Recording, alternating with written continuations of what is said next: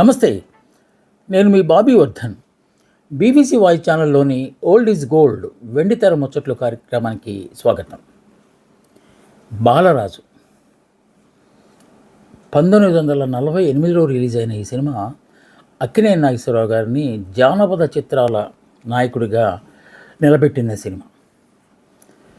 చాలా ఉత్సాహవంతంగా ఆ ప్రొడ్యూసర్ కానీ డైరెక్టర్లు కానీ ఈ సినిమాని ముందుకు తీసుకెళ్ళిన ఆ సందర్భాన్ని కనుక చూస్తే మనకు అనిపిస్తుంది, అందువలనే అలాంటి సినిమాలు అంత గొప్ప సక్సెస్ సాధించాయి అని చెప్పి. ప్రతిభ ఆర్ట్ ప్రొడక్షన్స్ మీద ఈ బాలరాజు సినిమాని తీశారు. నిర్మాత దర్శకుడు ఘంటసాల బలరామయ్య గారు. ఆయన సాంఘిక సినిమాలు తీసినా కూడా ఎక్కువ జానపద సినిమాలనే ఆయన ఎంచుకోవడం అనేది ఒక ప్రత్యేకతగా అప్పట్లో చెప్పుకునేవారు.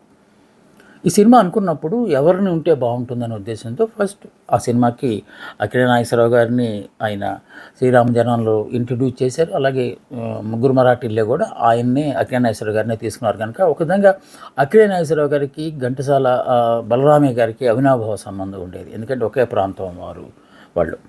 అలాగే దీనిలో ఎవరిని చేయాలంటే అక్కినేని నాగేశ్వరరావు గారిని హీరోగాను, ఎస్ వరలక్ష్మి గారంటే ఆవిడే పాడుకుంటారు. ఆవిడని మరో భానుమతి అని కూడా అనేవారు. ఎందుకంటే ఆ గాంభీర్యము, అదంతా డైలాగ్ డెలివరీ అదంతా ఆల్మోస్ట్ భానుమతి గారి లాగానే ఉంటుంది. అలాగే ఆవిడ స్వయంగా పాడుకోగలరు. అప్పుడే ఆవిడ చైల్డ్ ఆర్టిస్ట్గా ఎదిగి తర్వాత పెద్ద అయిన తర్వాత హీరోయిన్గా దీంట్లో ఈ సినిమాలో అవకాశం ఇచ్చారు. అలాగే అంజలీదేవి గారు కూడా ఒక చిన్న పాత్ర వేశారు. చిన్న పాత్ర ఏంటి, దాని గురించి మళ్ళీ మనం మాట్లాడుకుందాం.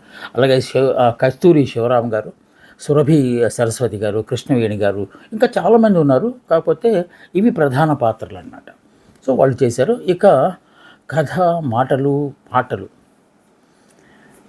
సముద్రాల సీనియర్ గారు. ఈ మన ఘంటసాల బలరామయ్య గారికి ఆస్థాన విద్వాంసుల్లాగా ఆస్థాన రచయిత అనమాట. ఆయనకి కథ రాయాలి అని చెప్పినప్పుడు ఇలా ఉంటే బాగుంటుందని వాళ్ళిద్దరు మాట్లాడుకున్నారు, ఘంటసాల బలరామయ్య గారు, సముద్రాల గారు. ఆ కథ రాస్తున్నప్పుడు అక్కినేని నాగేశ్వరరావు గారిని మనసులో పెట్టుకుని, దృష్టిలో పెట్టుకుని ఆ కథ అంతా రాశారంట. ఇప్పుడు కూడా మనం అప్పుడప్పుడు అంటూ ఉంటాం కదా, ఈ పలానా కథకు ఆయన తప్ప ఇంకెవరో న్యాయం చేయలేరు, అందుకే ఆయన దృష్టిలో పెట్టుకుని ఈ స్టోరీ రాశారు అని అంటారు కదా. ఈ ఒరవడి అప్పటి నుంచే ప్రారంభమైంది. అక్కినేని నాగేశ్వరరావు గారు అయితే ఈ పాత్రలో చాలా బాగుంటారని చెప్పి ఆయన అనుకుని ఆయన దాని ప్రకారమే ఈ కథ రాయించారట. పాటలు కూడా ఆయన రాశారు. ఇక సంగీతం విషయంలోకి వచ్చేసరికి ఎవరెవరు అనుకుంటే అర్జున్ బచ్చన్ పడుతున్న సందర్భంలో ఘంటసాల బలరామయ్య గారే చిన్న అవకాశం ఇచ్చారు ఒకప్పుడు ఘంటసాల గారికి పాట పాడే, కోరస్ పాడే అవకాశం అట్లీస్ట్. ఆయన్ని మెయిన్ మ్యూజిక్ డైరెక్టర్గా తీసుకున్నారు. అలాగే అప్పట్లో బాగా పాపులర్ అయిన గాలిపింజల నరసింహరావు గారని ఆయన్ని కూడా తీసుకున్నారు. అంటే ఈ సినిమాకి ఇద్దరు సంగీత దర్శకులు అప్పట్లో చాలామంది అలాగే చేశారు. మూడో సంగీత దర్శకుడు కూడా ఉన్నాడు ఈ సినిమాకి. ఆయన సిఆర్ సుబ్బరామన్ గుర్తుంది కదా, జగమే మాయా ఆ సినిమాలు, అది మన దేవదాస్ సినిమాది. దానికి మ్యూజిక్ చేసిన ఆయన్ని మూడో సంగీత దర్శకుడు. అంటే ఈయన నేపథ్య సంగీతం అందిస్తారు ఆ సినిమాకి. అంటే రికార్డింగ్ అంటే కదా మనం ఆర్ఆర్ అంటాం. దానికోసం ప్రత్యేకించి ఈయన్ని తీసుకున్నారు. అంటే ఆ సన్నివేశాలకి ఆయన అయితే బాగా చేస్తారనే ఉద్దేశంతో ఈ సినిమా మొత్తంలో 19 పాటలు ఉన్నాయి. అప్పట్లో 19 పాటలు అంటే అది ఇప్పుడు కనుక 5 పాటలు ఉంటే కోట్లలో ఖర్చు అవుతుంది. అప్పట్లో అంతా చాలా సహజంగా ఉండేది. ప్లస్ తక్కువ ఖర్చుతోనే అప్పట్లో ఈ పాటలన్నీ చిత్రీకరించాడు. ఈ సినిమాకు కూడా చాలా విశేషాలు ఉన్నాయి. ఆ విశేషాల్లో కొన్ని మాట్లాడుకుందాం మనం. అట్లీస్ట్ శ్రీరామ జన్మ సినిమాలో అక్కినేని నాగేశ్వరరావు గారిని తొలిసారి పరిచయం చేసిన ఘంటసాల బలరామయ్య గారే ఆ ప్రేమను, అప్పట్లో వారి మధ్య ఏర్పడిన బాంధవ్యాన్ని దృష్టిలో ఉంచుకుని ఈ సినిమాలో కూడా తానే చేస్తే బాగుంటుంది అనుకున్నారు. ఆ తర్వాత అక్కినేని నాగేశ్వరరావు గారితో ఘంటసాల బలరామయ్య గారు ఎక్కువ సినిమాలు తీశారు. ఎందుకంటే అప్పటికే ముగ్గురు మరాఠీలైన ఒక సినిమా తీసి సూపర్ హిట్ అయింది. అది కూడా జానపదమే. అసలు ఈ బాలరాజు తీయాలనుకోవడానికి ప్రేరణ కూడా అది. ఎందుకంటే జానపద చిత్రాలు బాగా ఆడుతున్నాయి. అప్పట్లో గతంలో మనం మాట్లాడుకుంటే ఎక్కువ పౌరాటిక సినిమాలు, కథాంశాలు, ఎందుకంటే నీతి అలాంటివన్నీ దాంట్లో ఉంటాయి కనుక. ఆ తర్వాత వచ్చినవి ఈ జానపదాలే. ఆ తర్వాత కొన్ని హిస్టారికల్స్ వచ్చినాయి. ఆ తర్వాత మాత్రమే సాంఘిక సినిమాలు వచ్చినాయి. సో ఒక ప్రక్క సాంఘిక సినిమాలను తీస్తూనే సాంఘిక సినిమాలు కూడా మంచి కథా వస్తువులు, ఏది సామాజిక బాధ్యతతో తీసిన సినిమాలు కనుక మనం చూస్తే రైతు బిడ్డ, రోజులు మారాయి, ఇలాంటి సినిమాలు కనుక చూస్తే సామాజిక ఇతివృత్తాలు, సామాజిక సమస్యల తాలూకు అంశాలను మాత్రమే సినిమాలుగా తీసుకుని సాంఘిక సినిమాలు తీసేవారు. ఇక ఫ్యాంటసీలు తీయాలంటే జానపద సినిమాలు, ఇదే కాశీ మజిలీ కథలు, చందమామ కథలు ఉంటాయి కదా, అలాంటి వాటిల్లో కథలు అనమాట. దాన్ని తీసుకున్నారు. అది మనం ఇందాక అనుకున్నట్టు సముద్రాల గారు అక్కినేని నాగేశ్వరరావు గారిని దృష్టిలో పెట్టుకుని ఈ కథ రాశారు. అందుకే ఆయన దానికి యాప్ట్గా తీస్తున్నారు. ఇక హీరోయిన్గా చాలామందిని అనుకున్నారు. అంజలీదేవి అయితే బాగుంటుందని కొంతమంది, భానుమతి గారిని తీసుకుందామా అని కొంతమంది, ఇంకప్పటికి సావిత్రి గారు వాళ్ళ కన్నమ్మ గారు అయితే ఏజ్ ఎక్కువ అవుతుందని కొంతమంది, ఇలా రకరకాలుగా ఆలోచించిన తర్వాత లక్ష్మి గారు, అప్పటిదాకా ఆవిడ చైల్డ్ ఆర్టిస్ట్గా చాలా సినిమాల్లో చేసి కొంచెం పెద్దదయ్యిందని ఈ సినిమాలో హీరోయిన్గా అవకాశం ఆవిడకి ఇచ్చారు. సో పాటలు 19 పాటలు, ఏ పాటకు ఆ పాటే పోటీ పడతాయి అన్నమాట. అంటే మనం ఈ తరం వాళ్ళకి ఆ పాటలు నచ్చకపోవచ్చు, కానీ ప్రతి పాట సంగీత ఆధారంగా తీసింది, అంటే రాగం ఆధారంగా చేసిన పాటలు అవన్నీ. సో కొంతమంది డిస్ట్రిబ్యూటర్స్ అన్నారట, సార్ మరీ పాటలు 19 అయితే ఎక్కడ సార్ అంటే, అరే బాబు 23 పాటలు 26 పాటలు ఉన్న సినిమాలను కూడా ప్రేక్షకులు ఆదరించారు. మనం పాటలు అలాగే ఉంచాలి అని చెప్పి బలరామయ్య గారు, సముద్రాల గారు పట్టుబట్టి 13 పాటలనే అలాగే ఉంచారట. సో అప్పటిదాకా పాటల విషయానికి వస్తే, అప్పటిదాకా అక్కినేని నాగేశ్వరరావు గారు తన పాటలు తానే పాడుకుంటున్నారు. తన పాటలు పాడుకోవటం అంటే ఆయన రంగస్థలం మీద అలవాటైంది. రంగస్థలంలో ఆయన ఎక్కువ స్త్రీ పాత్రలు వేశారు. ఈ సినిమాలకు వచ్చినా కూడా తన పాటలు పాడుకున్నప్పుడు అది ఫిమేల్ వాయిస్ లాగా వస్తుంది, ఎందుకంటే ఆయన వేసిన పాత్రలని అలాంటివి. కానీ ఈ సినిమాలో కూడా ఆయన ఒక అద్భుతమైన పాట పాడారు. ఆ పాట ఏంటంటే అది చాలా పాపులర్ సాంగ్. ఇప్పుడు కూడా మొన్న మధ్య స్వరాభిషేకంలో అనుకుంటా హేమచంద్ర అని అద్భుతంగా పాడాడు ఆ పాటను. ఎందుకంటే ఆ పాట ఆ తాలూకు రాగాలు తీసుకురావాలంటే చాలా కష్టం. ఆ పాట ఏంటంటే, చెలియా కనరావా ఓ చెలియా కనరావా నిరాశ బూనిపోయితివా చెలియా కనరావా. బహుశా నాది కూడా ఘంటసాల గారి గొంతులు, అక్కినేని నాగేశ్వరరావు గారు పేల గొంతులాగానే ఉండొచ్చు.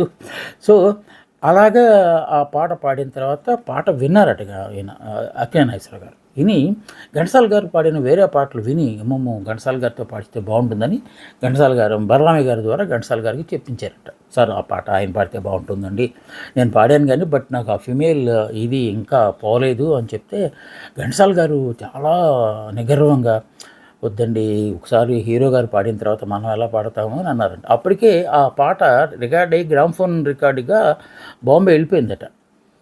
తర్వాత అయినా సరే పట్టుబట్టి ఘంటసాల గారితో ఆ పాట పాడించారు.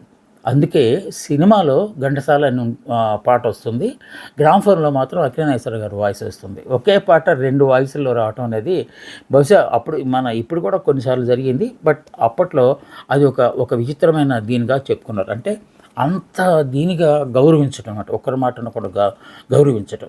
తాను పాడిన పాటని మరొకరు పాడాలని అడగటమే పెద్ద మనసు ఉండాలి.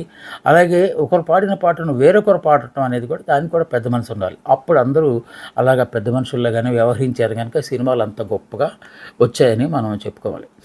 ఇది ఘంటసాల గారు అక్కినేని నాగేశ్వరరావు గారు పాడిన తొలి పాట. అది మొదలు.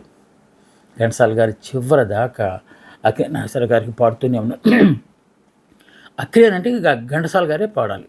ఘంటసాల గారు పోయిన తర్వాత ఎస్పి బాలసుబ్రహ్మణ్యం గారు కూడా చాలా న్యాయం చేశారు. ఎందుకంటే ఆయనకు అనుకరణ గాత్ర ధర్మాన్ని అనుసరించి ఆయన పాడతారు కనుక, నాగేశ్వరరావు గారు అనగానే ఆ స్టీల్ వచ్చేలాగా, ఆ గాత్ర ధర్మం వచ్చేలాగా పాడేవారు. ఆయన కూడా గొప్పగానే పాడారు. బట్ ఘంటసాల గారి పాటలు అంటే అది ఇంకా చెప్పడం.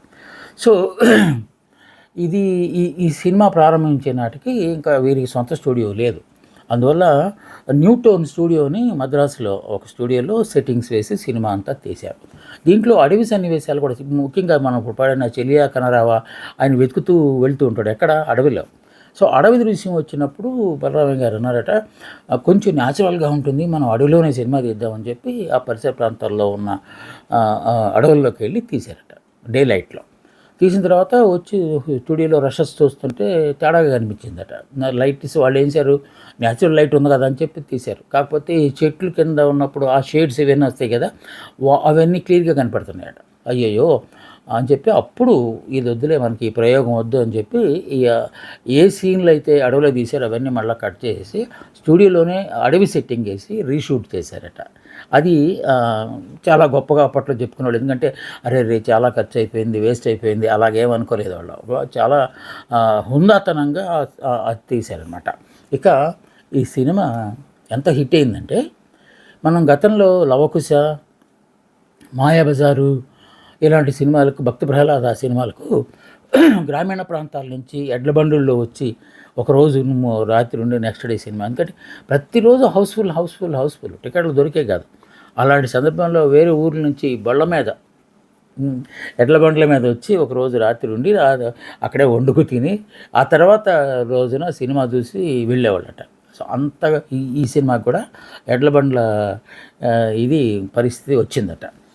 ఈ సినిమా శతజీవనోత్సవాలు జరుపుకుంది, రజతోత్సవాలు కూడా జరుపుకుంది. ఘంటసాల బలరామయ్య గారికి కాసుల వర్షం కురిపించింది. కొంతమంది అనుకున్నారంట ఈ 19 పాటలు ఏంటి, ఈ జానపదం ఏంటి, ఈ అడవుల్లో తిరగటం ఏంటి, దేవతలు ఇవన్నీ శపించడాలు ఇవన్నీ అప్పట్లో అంత బాగుండే కాదు కదా.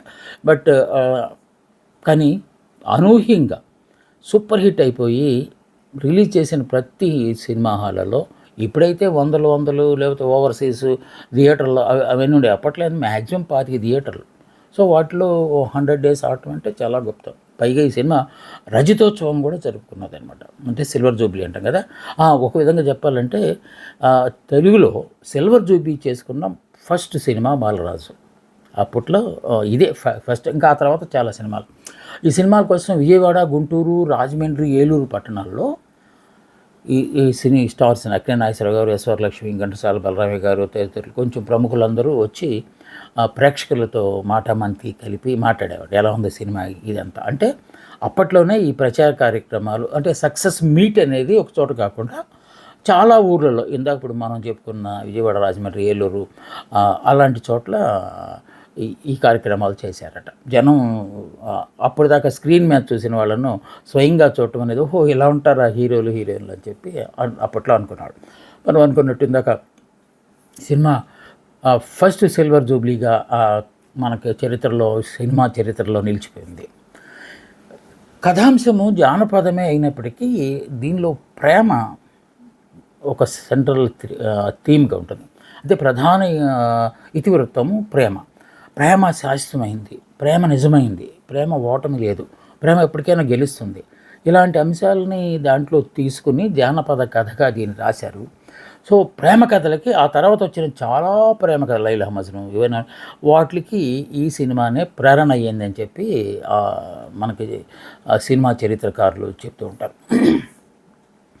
అక్కినేని, ఎస్ వరలక్ష్మి జంటగా అతి సహజంగా నటించారట. అదే భానుమతి గారు అయితే అక్కినేశ్వర గారు కూడా కొంచెం దూరంగా ఉండి ఆవిడ ఎప్పుడేమంటారో అని ఒక లిటిల్ బిట్ భయంతో ఉండేవారేమో. ఎస్ వరలక్ష్మి అప్పుడే కొత్తగా వచ్చింది, ఆవిడ చాలా ఫ్రీగా చేశారట. అసలు ఒరిజినల్ ప్రేమికుల్లాగానే ఉన్నారట. అది చూసి చాలామంది అనుకున్నారంటే వాళ్ళిద్దరూ ప్రేమించుకుంటున్నారు, పెళ్లి చేసుకోబోతున్నారు అని చెప్పి ఒక పుకారు పుట్టించారంట. అప్పట్లో హిందూ నేషన్ అని ఒక నేషన్ కాదు నేషన్ అని ఒక అది బూతు పత్రికనాలో లేకపోతే సినిమా పత్రికనాలో తెలియదు, మద్రాసు నుంచి వచ్చేది. ఎవరినో తెలియదు కాదు. ఎంత గొప్ప నటుండైనా సరే చెత్త భాషలో రాస్తూ ఉండేది. అప్పుడప్పుడు ఇలాంటి పుకార్లు కూడా పుట్టించేది అనమాట. ఆ హిందూ నేషన్ అనే పత్రికలో రావటం, మిగతా ప్రధాన స్రవంతి పత్రికల్లో కూడా ఎస్ వరలక్ష్మి, అక్కినేని నాగేశ్వరరావు గారు పెళ్లి చేసుకోబోతున్నారు అని పుకారు వచ్చిందట. ఆ పుకారు వచ్చినాక అది ఈ సినిమా సక్సెస్గా అదొక కారణమైందట. అలాగే ఈ సినిమా షూట్ అయ్యి ఈ శతదినోత్సవాలు జరుపుకున్న ఒక్కొక్క ఊరు వస్తారు. విజయవాడ వచ్చినప్పుడు అక్కినేని నాగేశ్వరరావు గారికి ఒక పెళ్లి సంబంధం వచ్చిందట. ఆ పెళ్లి సంబంధం చూశారట. కొల్లిపెర నారాయణరావు గారు అని వారి అమ్మాయిని చూపించారు. ఆవిడ ఎవరో కాదు, సాక్షాత్తు మహాతల్లి అన్నపూర్ణమ్మ గారు, అక్కినేశ్వర గారి భార్య గారు. తర్వాత ఈయన ఈ సినిమాల్లో వేదిక మీద వాళ్ళిద్దరూ రాసుకు పూసుకుంటారు కదా, బాగా దగ్గరగా ఉండటం చూసి ఈయన కొల్లిపెర నారాయణరావు గారు ఇదేంటి సినిమా వాళ్ళకి ఈ పిచ్చిలు ఉంటాయి కదా, మన అమ్మాయిని ఇస్తే ఎలా ఉంటుంది అని చెప్పి కొంచెం డౌట్ పడి తర్జన భజనలు పడుతున్నారంట. అప్పుడు అన్నపూర్ణ గారు ఒక మాట చెప్పారంట, నేను జీవితంలో పెళ్ళంటూ చేసుకుంటే అక్కినేనినే చేసుకుంటా, నాగేశ్వరరావునే చేసుకుంటా, లేకపోతే పెళ్లి చేసుకోను అని చెప్పేసి. ఎందువల్ల దీనిలో ప్రేమ కథలో ప్రేమను సాధించడానికి ఆయన చేసే సాహసాలన్నీ ఆవిడకి బాగా నచ్చినాయంట. ఒక విధంగా బాలరాజు సినిమా అక్కినేని నాగేశ్వరరావు గారికి అన్నపూర్ణ గారికి అక్కినేని నాగేశ్వరరావు గారి మీద ప్రేమ చిగురించడానికి ఆస్కారమైందని కూడా మనం ఆ కోణంలో కూడా దీన్ని మనం మాట్లాడుకోవచ్చు. సో ఆ విధంగా అక్కినేని నాగేశ్వరరావు అన్నపూర్ణ గారి ఈ సినిమా రిలీజ్ అయిన 1 ఇయర్కి ఘంటసాల బలరామయ్య గారు వీళ్ళందరి సమక్షంలో ఆ సినిమాలో వేషాలు వేసిన వాళ్ళందరూ ఆ సినిమాకి వచ్చారట. అప్పుడు అసలు ఘంటసాల గారు ఈ సినిమాకి పరిచయం అవడం అనేది పెద్ద విచిత్రం. ఘంటసాల గారు మద్రాసు వెళ్ళింది పాటలు పాడటానికి కాదు, యాక్టింగ్ చేయడానికి. ఎందుకంటే ఆయన నాటకాలు వేస్తూ ఉండేవారు. నాటకాల్లో పల్లెటూరులో నాటకాలు వేస్తున్నప్పుడు ఆ డయాస్ మీదకి వెళ్ళిపోయి మైక్ బలవంతంగా లాక్కొని పాటలు పాడుతూ ఉండేవారు. అంటే పాటలు ఇవన్నీ చేస్తూ ఉండేవారు. బుర్రకథలు కూడా చెప్పేవారట. అలాంటి ఆయన యాక్టింగ్ కోసమని వెళ్తే ఇంక తెలిసింది ఆ స్టోరీ. అది వేరే ఇంకోసారి చెప్పుకున్నాం. సో అలాంటి వ్యక్తికి తొలిసారి ఈ సంగీత వహించే సంగీత సారథ్యం వహించే అవకాశం ఇచ్చింది ఘంటసాల బలరామయ్య గారే. సో ఆయన చేసిన ఒక సాహసోపేతమైన సాహసం అనాలో లేకపోతే ఉదారంగా ఆయన చేసిన ఆ పనే ఆ తర్వాత మనకు ఒక గొప్ప సంగీత దర్శకుడిని. ఘంటసాల గారి సంగతి మీకు తెలిసిందే, 10,000 పాటలు పాడారు, 100 స్ట్రైట్ సినిమాలకు మ్యూజిక్ డైరెక్షన్ చేశారు, ఇంకో 25 వేరే భాషలు అంటే డబ్బింగ్ సినిమాలు చేశారు. ఆయన ఎందుకు ఘంటసాల గారి గురించి చెప్పుకుంటున్నాం అంటే ఇది ఘంటసాల గారి ఫస్ట్ మూవీ కనుక. సో ఇలా ఫస్ట్ మూవీలోనే సూపర్ సక్సెస్ సాంగ్స్ చేశారు కనుకనే ఆయన అంత గొప్పగా రాణించారు. తెలుగు, తమిళ్, మలయాళం, కన్నడం, తుళు, సింహళి, హిందీ భాషల్లో ఘంటసాల గారు పాటలు పాడారు. సో అంత గొప్ప గాయకుడు ఈ సినిమాకి సంగీత దర్శకత్వం వహించారని చెప్పడానికి. అంజలీదేవి గారు ఇందాక చెప్పే కదా చిన్న పాత్ర వేశారని. అది చిన్న పాత్ర అయినా కూడా అంజలీదేవి గారు ఎందుకు వేశారు అంటే అక్కినేని నాగేశ్వరరావు గారి మీద ఉన్న అపారమైన ప్రేమ, అలాగే ఘంటసాల బలరామయ్య గారి మీద ఉన్న గౌరవం, దీనివల్లనే చిన్న పాత్ర అయినా సరే ఆవిడ వేశారట. దాన్ని కూడా మనం ఒక విశేషంగా అప్పట్లో చెప్పుకునేవాళ్ళు. ఇక కథాంశానికి వస్తే ఇది పైలోకంలో అంటే దేవలోకంలో జరిగిన ఒక కథ అనమాట. యక్షుడు ఒక దేవకవిని కన్యను ప్రేమించి వాళ్ళిద్దరు ఆడుతూ పాడుతూ ఉండగా ఇంద్రుడు చూసి ఇది ఇండిసిప్లిన్ అసలు అని చెప్పి కోపం వచ్చేసి వాళ్ళిద్దరికి శాపం పెడతాట. ఆ శాపం ఏంటంటే మీరు భూలోకంలో పుడతారు, భూలోకంలో పుట్టినప్పుడు యక్షుడు ప్రేమను మర్చిపోతాడు, ఇక్కడ ఏం జరిగిందో అది మర్చిపోతాడు. అలాగే ఆ దేవకన్య కూడా అక్కడ పుడుతుంది, కానీ ఆవిడకి అసలు వీళ్ళిద్దరి మధ్య సంబంధాలు ఏమి ఉండవు, ఆమె ప్రేమ కోసం పరితపించే పాత్ర ఉంటుంది అని చెప్పి వాళ్ళిద్దరినే శపించేస్తాడు. వచ్చారు ఇక్కడ భూలోకంలో వాళ్ళు జన్మించారు. ఒకడు బాలరాజుగా, అమ్మాయి దేవకన్య ఆమె సీతగా జన్మిస్తారు. బట్ బాలరాజు కొంచెం బిడియంగా ఉంటాడు, కానీ సీత మీద చాలా ప్రేమగా ఉంటాడు. వాళ్ళిద్దరు గతంలో ప్రేమికులు అనే సంగతి ఆయన ఎందుకంటే శాపం వల్ల అతను మర్చిపోయాడు కనుక.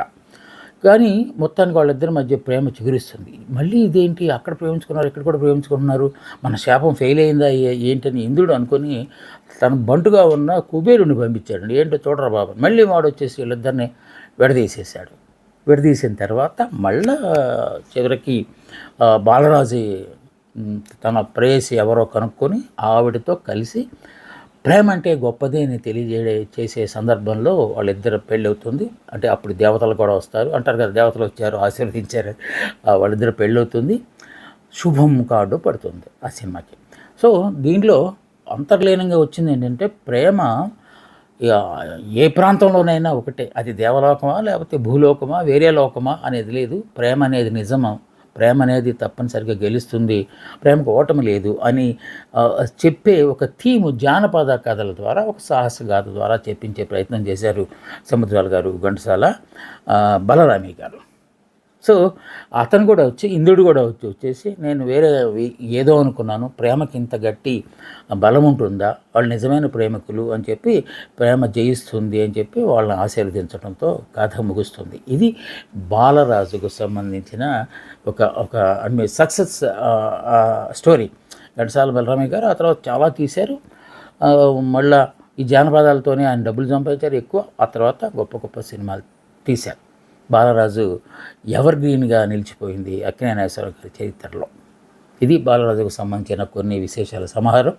మళ్ళా ఇంకొక పురాతనమైన ఆపాత మధురమైన సినిమాతో విశేషాలు మీతో ముచ్చటించడానికి నేను వస్తాను. అందాక సెలవు. నమస్తే, మీ బాబీ వర్ధన్.